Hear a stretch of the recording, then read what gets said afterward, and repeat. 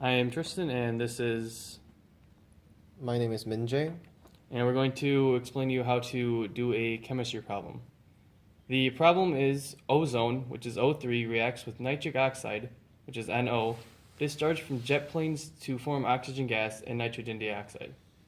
0.740 grams of ozone reacts with 0.670 grams of nitric oxide. Determine the identity and quantity of the reactant supplied in excess.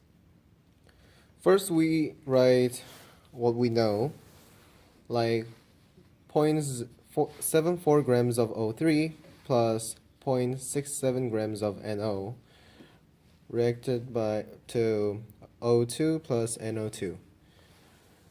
We have to know moles of O2 or moles of NO2, but we choose to use moles of O2.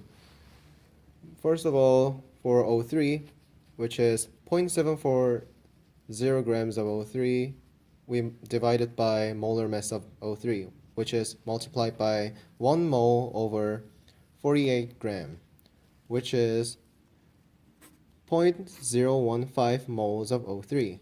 But we need moles of O2, so we multiply by 1 O2 over 1 O3, which is 0.015 moles of O2.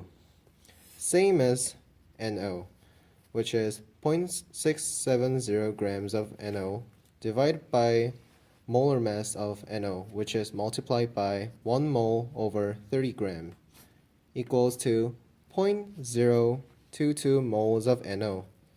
Same as O3, we need O2 for NO, for we multiply by 1 O2 over 1 NO, which is 0.022 moles of mole O2. So now we have to find the excess. In order to find the excess, we have to know what the limiting reactant is. So there's 0.22 moles of O2 for this one, and then there's 0.015 moles of O2 in this one. The limiting reactant is the one that's smaller of the two, which obviously is 0.015 moles of O2. So that is the limiting. And after we find the limiting, we have to figure out how much was used in the making of that.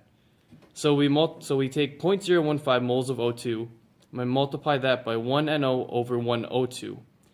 So once we do that, we get rid of the O2, and then we have 0.015 moles of NO. We multiply that by the molar mass of NO, which is 30 grams over 1 mole.